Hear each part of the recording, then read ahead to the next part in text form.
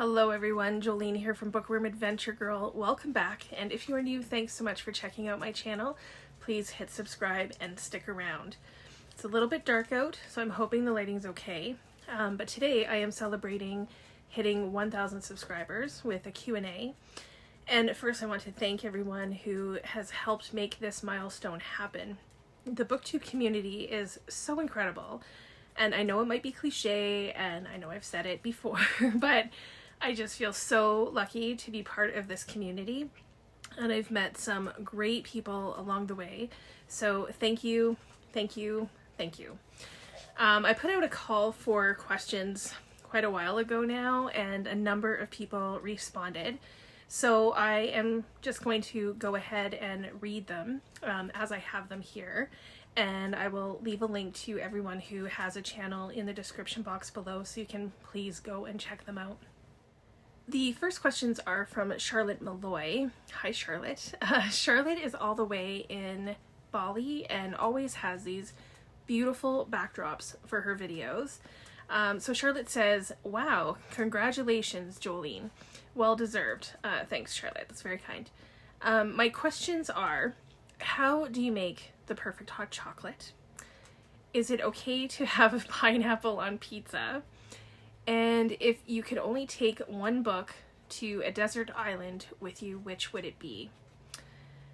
So thanks for these questions. I love hot chocolate, and in February I drank about like 26 hot chocolates for Calgary's Hot Chocolate Festival.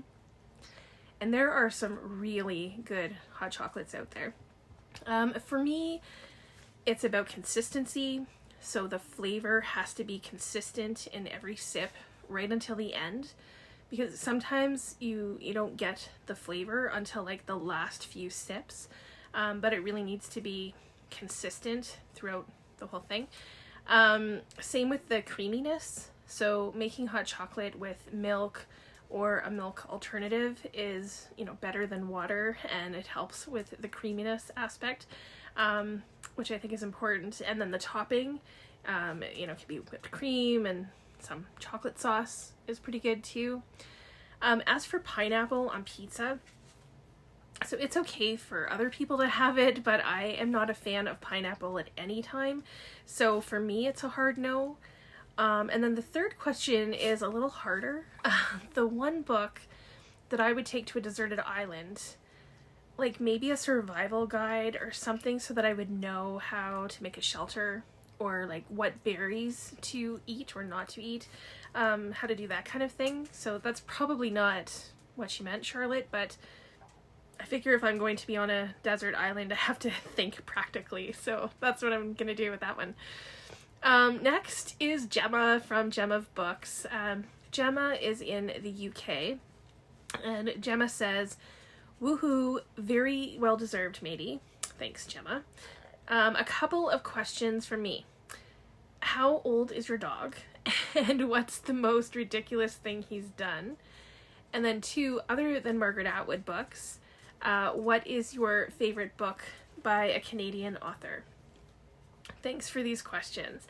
Well, I actually have 2 dogs. So Pandy, who is 10, she's my girl, and my boy Jax, who is 7.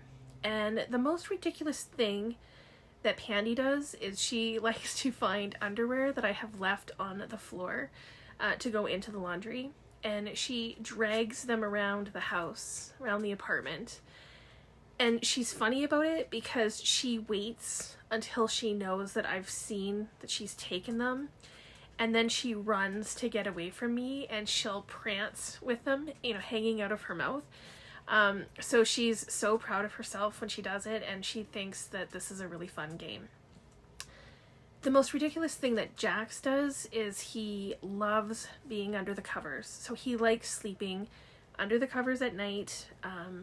When we're cuddling on the couch with a blanket, he has to be under the blanket. He likes to be covered up. So I take a million pictures of him under the covers, and he just recently started his own Instagram account, and it's called Jax Undercover. So I will leave a link to it below in case you want to follow the little guy. For your second question, it's always hard to say what one favorite book is, but I will maybe give a few auto-buy Canadian authors depending on your mood. So Richard Wagamese for Indigenous stories, specifically Indian Horse and Ragged Company. Terry Fallis, if you are looking for like quirky characters and just a feel-good read, specifically Up and Down and Albatross. And Lawrence Hill for stories about the Black experience, specifically the Book of Negroes and The Illegal. Now maybe some female writers. I would say Anne-Marie MacDonald for the writing, like her writing is great, and character development, specifically Fall on Your Knees and The Way the Crow Flies. Katherena Vermette has quickly been coming up for me as a favorite, especially for Indigenous stories that focus on women, and specifically The Break and The Strangers. And I'll give you one more. Perhaps Mary Lawson. I enjoy her writing and character development as well, like, and the way she writes a sense of place. So specifically Crow Lake and A Town Called Solace. Thanks, Gemma. You asked for one and I give you 12. So next up is Jack from Spread Book Joy. Jack is also from the UK. Hi, Jack. Jack says, huge congratulations, Jolene. Well deserved. Says, I know you love to travel. So my question is, where is the best place in the world that you have had hot chocolate? I like that.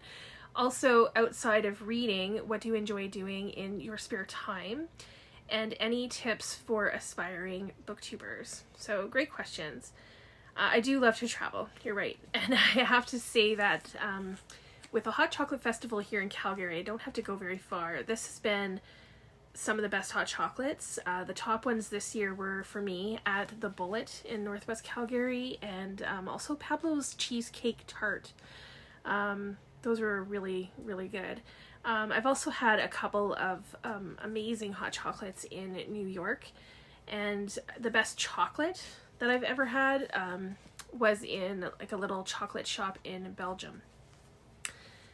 Outside of reading, in my spare time, I love to explore. So locally, I love trying new restaurants, checking out the public art. Calgary has a lot of public art. I love music, so I have been to a lot of concerts. Before COVID, I would easily see over 100 acts a year. And I also enjoy a good movie or binging a good TV show. I love going into the mountains and hiking and being in nature too, and I really need to get back into hiking. That's something that kind of took a back seat and I haven't done nearly enough of since COVID. There's always something to do and I am never bored. Tips for aspiring booktubers. I would say the biggest thing is if you're thinking about doing it, definitely do it. Give it a try. Also a heads up that BookTube takes a lot of time. I don't think I was prepared for how much time it takes, but I think that those of us who do it because we really enjoy doing it. Also, don't be afraid to engage with booktubers. I think the engagement piece is probably one of the most important things. Leave comments, join challenges, or do a buddy read. The community is really what BookTube is all about. So if you are thinking of starting a channel, I think that you will find there's a lot of support here. Then building those relationships are so important. I love hearing from other booktubers and subscribers. And then the other thing I will say, and I know I've said this before, but I really think it's key, and that's to, be yourself.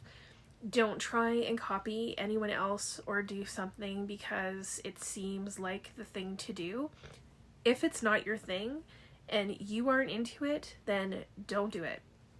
Do what makes you comfortable, makes you happy, and what you enjoy, and then the right audience will find you. Next is Books, Ink, and Paper, who I think is from the US. This is a new booktuber to me. And she says, congratulations, I just recently found you and I'm enjoying your videos. Thank you. I just recently subscribed to you too, so I'm really looking forward to getting to know you better. So her question is, what is your favorite video of the 300 plus that you've created? Oh boy. It's hard to narrow it down, but if I had to choose like just one, I think I would say the library tour that I did with Mark Tewksbury and Rob Maybe. Like, most of my videos are me talking about books, but this included a trip, to the library that I hadn't been in at the time, the tour, the interview, and getting to know Mark and Rob. Getting to know them was a lot of fun. They're fantastic. Plus learning about, Mark's experience as a defender on Canada Reads. I thought, for me, it was really, really interesting. So I would say that's the one that I have the fondest memories of making. And I also like the videos that I do where I do predictions and follow the prizes like Canada Reads or the Giller Prize, things like that. So yeah, I find those to be fun too. Next up from Nadeem Khan Reader. Hi Nadeem. Nadeem is from India and does shorts for his book reviews. It says, many congratulations. Thank you. Which book do you never get bored of reading over and over again? Which book made you cry a lot? And what is the maximum number of pages you read in a day? So for the first question, I'm not really a rereader. It's very rare. So the only book that I have read, more than 2 times is Anne of Green Gables by Lucy Maud Montgomery. And I'm sure that I will read it more, but I'm still working on getting through the entire series first. A book that made me cry a lot, I'm not a very big crier at books, or at anything, really. But I did get emotional on a public bus while reading She's Come Undone by Wally Lamb. And also, if you saw Gemma's video for Misery May, the book that I recommend in that video, it's called Every Note Played by Lisa Genova. It also made me cry a little bit. And the maximum number of pages, that's hard to say. Like, if I have the time, I can read a book a day, which is probably 300 to 400 pages. I know I read The Book Thief by Markus Zusak in a day, and that's like over 500 pages. But like, that's not every day for sure. Yeah. So the next question is from Karen Wetherald. Hi, Karen. Karen is one of my subscribers who has been with me from the beginning. She's a fellow Canadian and we've done a few buddy reads together. Hopefully we'll do another buddy read soon. So Karen says, woohoo, 1,000 subscribers. So well deserved. Thank you. If you could bring one fictional character to life to spend the day with, who would it be and what would you do? So my obvious answer would be Anne Shirley from Anne of Green Gables. I would love to spend the day with her. I think we have a lot of things in common and would be kindred spirits. And we would probably spend the day exploring around Green Gables, drinking cordial, and just imagining more great fun. So I love Anne. Next is Heather Gregg. Hi, Heather. Heather is also from the UK and is always introducing me to interesting books and really cool art. Heather says, congrats. How many books have left, in bold letters, your library in the last 6 months? Can you unhaul in quantity, or are you finding almost every book stays and sets up home on your shelves?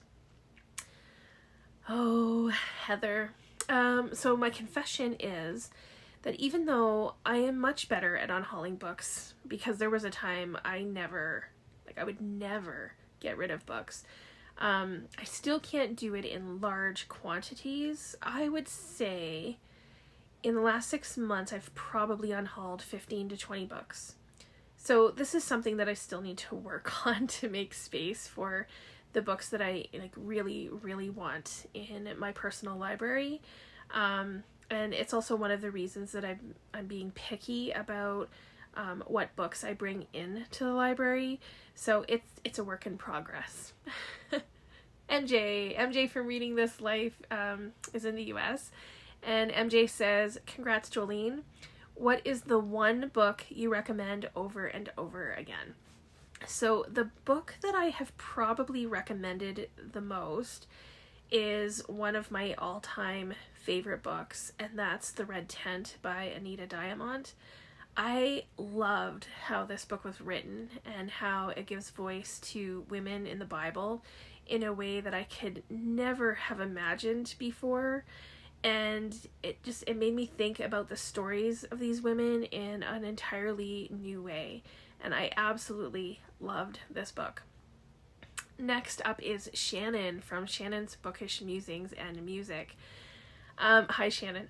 Shannon just recently had a book tag take over the internet. It was all about telling the truth, and I think every booktuber wanted to do it. So Shannon says, congratulations. My question is, who is your favorite author? So only the most difficult question in the world for a book lover to answer. Well, I'm going to give you a few. So John Irving, Richard Wagamese and Wally Lamb, Lisa Genova, Sue Monk Kidd, and Lisa C. So these authors would definitely be in my top 10 authors of all time. Another subscriber, Yellowmeeplereads, says, congrats. What are some of your go-to pizza joints, or do you make your own?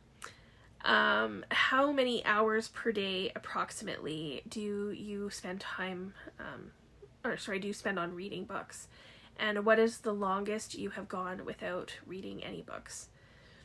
So thanks for these questions. I'll start by saying that I have made my own pizza, but I definitely prefer to try different places. So for me, a good pizza is a thin crust. It has to be crispy, with a good sauce and gooey cheese. When we just order in, we do so from a couple of local chains that are, pretty good for ordering in.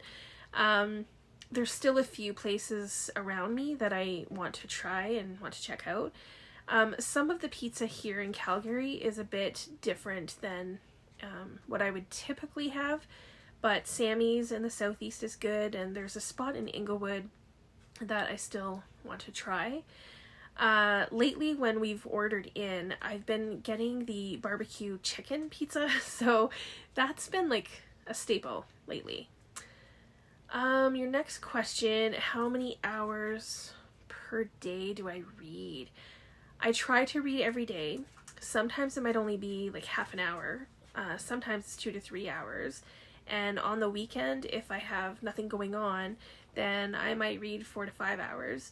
I would say in an average week, I read about 2 hours a day. And the longest that I have gone without reading has been over a year. I went through a period where I could not focus. I couldn't read more than a page or two, and I couldn't get into it at all. It was really difficult, especially because as a reader, it just felt weird. I couldn't participate in my book club the same way, and I'm sure that it had to do with mental health and my brain just saying that, it couldn't take any more information, so it just started to kind of shut down. So that took about a year before I could read for small amounts of time again. I know during COVID that there was a number of people that happened to, but I actually had the opposite happen. I couldn't get enough reading during COVID, and that's actually how I started my channel. So that was a win-win for me. Next is from another subscriber, Glenda. Hi, Glenda. Glenda says, hey there, so glad I found you. How do you make your hot chocolate, and what do you like on your pizza? More importantly, do you enjoy mysteries? And if so, what authors? So if I'm just making a hot chocolate at home, I will often just boil water and use a mix. Sometimes I will add marshmallows. Sometimes I will add a bit of Bailey's or Kahlua. I do have some mixes from like different places that I use on special occasions. I have hot chocolate from like Ireland, Germany, New York, but I don't drink them all the time. For pizza, if the toppings, if I'm rating a pizza, I get their margarita pizza, because then you have, you know, the crust, sauce, cheese, and seasonings, and it's easier to compare across the board that way. I'm pretty simple when it comes to toppings. I'm good with just pepperoni. It's probably my favorite. I really only like meat on my pizza, so you can add chicken or bacon or ham, but it's just meat for me. Okay, most importantly, mysteries. Yes, I enjoy some good mysteries. For me, they lean more to the thriller side of things. I often, you know, get bored with detective type of mysteries. I prefer stories that have like twists and turns and can keep me guessing. For Canadian authors, I've enjoyed some Linwood Barclay. I have several of his still to read, but I liked Elevator Pitch. I loved The Red Chesterfield by Wayne Arthurson. That one's clever. I've read a couple of Chevy Stevens. Still Missing was an intense read. Louise Penny is on my radar, and I really want to read her series. And I also have Thomas King's mystery series to get to, so I'm hoping to like those. Non-Canadian authors, I've enjoyed Harlan Coben. Runaway was the first, I think it's Runaway, was the first one that I read by him, and I liked it. I loved The Talented Mr. Ripley by Patricia Highsmith. For fun, I read one or two books from the Stephanie Plum series by Janet Ivanovich. And I actually just read my third Sally Hepworth book, The Younger Wife, and I've enjoyed all of her books that I've read so far too. Okay, the next question is from another subscriber, Andee Hearts Books, and the question is, what was the first book that made you know you were a reader? Okay, so I have the book here, and it is one of my most cherished possessions. It's the dictionary, but it's not just any dictionary. This dictionary was given to my dad from my mom on his, I think, like 34th, 35th birthday. There's an inscription inside from her, and you can tell that this book has been mended several times with the duct tape. It would fall apart, and my dad would fix it up. And this book sat next to the chair where my dad read since I was a little kid, and every time that I would either ask what a word meant or how a word was spelt, my dad would say, well, let's look it up, kid, and we would, you know, spend time looking up the words in the dictionary and finding out its meaning together. So this book was very well used and well loved, and it taught me to not be afraid of words and to be curious about words, and it has special memories of my dad. So this is the book that I think really made me a reader. It's one of the few things that I kept of my dad's as well, and it's I think it's such a different experience now with Google and autocorrect that some of that connection to words has been lost in some ways, I think, anyway. So thanks for helping me remember this, Andee. I appreciate that. Next, Melissa from Fully Booked. Hi, Melissa. NASA offers to send you to space. Are you going? Favorite movie of all time. So first, yes, I would definitely go. I mean, it would mean with preparation and stuff and all of that. So yeah, I would want that opportunity for sure. My favorite movie is Love Actually, and Shawshank Redemption would be up there as well. And since those are two very popular movies, I'm also going to throw in Paradise Road, which for whatever reason seems to be so underrated, and I thought it was such an exceptional movie. From another subscriber, S. Vance, says, I would love to hear more about what kind of work you do. So my career has been with young people, mostly high school students, and I was a high school chaplain for almost 20 years, and now I work at a university. So basically my job is to meet the needs of the students, staff, and faculty. So whether that's spiritual direction, literally feeding them, doing social justice work, and probably my favorite is working with people of all different faiths and cultures and backgrounds. So I have been very lucky to love the work that I do. Next from Stalking Kafka, hi Jess. Jess says, yes girl, congratulations on 1K, so well deserved, thank you. My questions for the Q&A: what dogs? How many dogs? Tell me all about them, and can I see photos? Bookish questions: do you prefer a book that makes you think or makes you feel things? Do you have any standout, well-loved authors, books, characters? And then she has book prize judging questions. How are you finding being a judge for the BookTube prize? Have you had to make any difficult decisions yet? And then she has in brackets, maybe you can answer generally if you can't reveal too much. And then what kind of criteria have you been considering, and did you get any guidance from the prize itself? So thanks for all of these questions, Jess. So I've answered some of these I think already, but I will never turn down the opportunity to show you more pictures of my dogs. So Pandy, my girl, is the oldest. She is a Maltese Shih Tzu, and she has the sweetest underbite. Jax, my boy, is such a boy, and he is very attached to me. He's a Maltese Poodle, and he goes through major separation anxiety when I go to work or leave the apartment for any reason. But he does love Pandy, and she tolerates him. So, books that make me think or make me feel things, yes. I like both. I don't have a preference necessarily, but chances are that I will remember a book that makes me feel something longer than I would remember details and things. So, I think I've mentioned most of my favorite authors, or standout authors earlier. Some of my all-time favorite books that I haven't mentioned are A Prayer for Owen Meany by John Irving, Memoirs of a Geisha by Arthur Golden, The Signature of All Things, and City of Girls by Elizabeth Gilbert.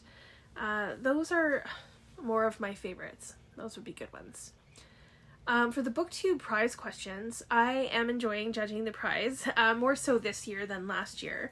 Last year there were 3 categories, and I was judging for fiction and translated fiction.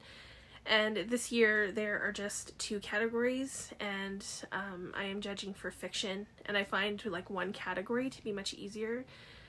So far we've only finished 1 round. The octafinals, and I didn't find it too hard because I had 2 books that to me were clearly the top 2 books, which it seems others must have agreed because they both went through to the quarterfinals.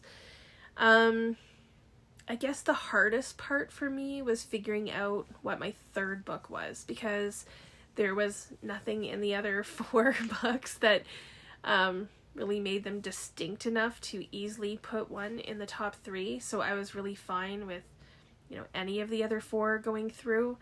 I've only read 3 of my 6 books so far for the quarterfinals, and I do have an order for them so far. So now it'll just be a matter of seeing how the other 3 books, kind of fit in, where they land, to see which 3 I put at the top. Criteria, for me, I've been judging on enjoyability mostly. I've been rating the books like I do all of my reading. Of course, writing and characters and plot, all come into my enjoyability. I will give a sneak peek and say that I've given 1 5-star so far in this round, and it was kind of a surprise to me, a pleasant one for sure. As for guidance, Robert, who organizes the BookTube prize and is phenomenal, basically says that, you have to read the book. So even if you aren't enjoying it, he doesn't want us DNFing, which is totally fair, makes sense. And this time around, he did make note that we should read the books as standalone novels and judge them like solely on that, as some of the books are part of a series or have like companion novels. So that was really the only guidance that we were given. That, and we can't talk about the books to anyone, including other judges, until the round is over. So yeah, the BookTube prize is really great fun and great for the community. Anyone who's part of the BookTube community can do it. You don't have to have a channel or anything like that. Actually, I will leave a link below to one of my BookTube prize videos where I talk more about it, and I also link to the prize and Robert's channel, so you can check it out. Nikki! Next is Nikki from Red Dot Reads, all the way in Singapore. Nikki says, huge congratulations on reaching 1,000 subscribers. Thank you, Nikki. My question is, which British author would you most like to meet and why? Well, this isn't something that I've really thought of before, and I have to admit that when I think like generally about British authors, I think of the classics. So I feel like I should say Jane Austen or Charles Dickens or, you know, something like that. But I think I am going to choose someone more modern, and I will say that I would have loved to have met Hilary Mantel. I read the Wolf Hall trilogy with the Up to No Good book club, and I was blown away by her writing. I want to read more of her work. I just found her writing so impressive. So to have had the chance to meet her would have been wonderful, I think. And then going back again, like C.S. Lewis would have been on my list too, because I think Narnia is a land that will continue to capture readers for many, many years to come. I think C.S. Lewis had a brilliant mind, so, you know, having the opportunity to chat with him for a bit would have been a really great experience. Next is my buddy Pei from Attention. Pei is another fellow Canadian booktuber who is now in Montreal and one of the co-founders of a new publishing press. Pei says, I noticed you passed 1K a bit ago. That is awesome. Thank you, Pei. I have a question. Outside of Canadian fiction and memoirs, do you have any favorite Canadian authors in other fields? History, science, philosophy, and so on. What a great question. Thanks, Pei. Well, I have talked about Chris Hadfield before. I love Chris Hadfield. He is an astronaut, pilot, scientist, and just amazing human being. And I talked about all of his books in my series called Reading All the Books. So I will leave a link to that below. He has written a memoir, but he has also written a children's book called The Darkest Dark. He's written fiction and did a book of photography from his time in space, which is amazing. Another scientist is David Suzuki, who has several books out. Tree, A Life Story is one that I've really enjoyed. And a Canadian philosopher that I read a lot of when I was in school was Bernard Lonergan. And I can't think of any titles off the top of my head, but he was an interesting thinker. I've read a lot of Henry Nouwen for my work as well, so those are some. Next is Rebecca from Read Becca. Rebecca says, congratulations, I'll ask the obvious one. Do you know when your love for CanLit began in your life, and if so, what inspired it?